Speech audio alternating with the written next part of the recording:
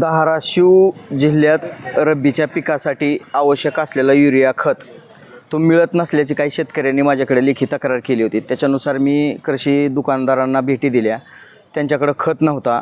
त्यानंतर मी निवासी जिल्हाधिकारी यांना निवेदन द्यायला गेलो, त्यावेळेस त्या ठिकाणी कृषी विभागाचेच अधिकारी हजर होते। त्यांनी सांगितलं खत आहे म्हणून सांगितल्यानंतर त्यांनी एक रीतसर प्रेस नोट पण काढली। त्या प्रेस नोटमध्ये त्यांनी 8/12/2025 रोजी एक प्रेस नोट काढली आणि सांगितलं की 7883 मेट्रिक टन खत शिल्लक आहे म्हणून। परंतु आज वस्तुस्थिती अशी आहे की धाराशिवतल्या जिल्ह्यातल्या एकाही खत विक्री करणाऱ्या दुकानात एकही पोतं शिल्लक नाही।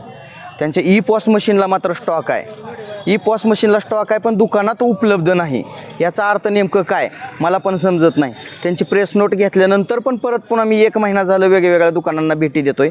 प्रत्येक ठिकाणी शेतकऱ्यांना पण सांगितलं जातं आहे आणि मला पण सांगितलं जातं की खत उपलब्ध नाही म्हणून सांगतानाच माझ्यापाशी काही दुकानदाराचे व्हिडिओ पण आहेत।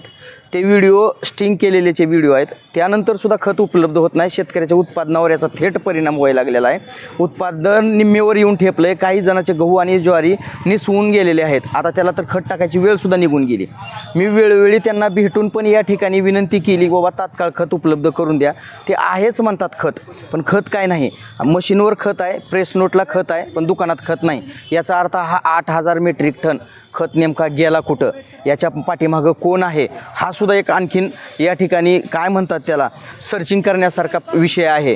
8000 टन म्हणजे जवळपास 25 कोटीची सबसिडी शासनाची त्याच्यावर आहे। एका टनाला 30,000पेक्षा जास्त सबसिडी शासन देतं आहे। मग ही नेमकं सबसिडी कुणी खाल्ली, याच्या पाठीमागं एखादा बडा अधिकारी तरी असू शकतो किंवा मंत्रिमंडळातला एखादा बडा नेता तरी असू शकतो। हे उघडच आहे। माझा या सरकारवर या अधिकाऱ्यावर आरोप आहे। आणि जर नसेल तर त्यांनी ह्या 8000चा मला रीतसर कुण्या शेतकऱ्याला दिलं, कुठं दिलं, कुठल्या दुकानातून दिलं, त्याची आधार कार्डासहित माहिती द्यावी म्हणून मी निवेदन दिले। माझ्या निवेदनाची तिथं दखलसुद्धा घेतली जात नाही, मला माहिती दिली जात नाही। याच्यासाठी मी रीतसर जर आम्हा शेतकऱ्यांना हे अधिकारीच खरा फास आमच्या गळेभोवती लावत असतील आणि आमच्या घरात मरण यातना भोगायला लावित असतील तर येत्या 26 जानेवारी रोजी मी जिल्हाधिकारी कार्यालयाच्या समोर या संबंधित कृषी विभागाचंच श्राद्ध घालणार आहे।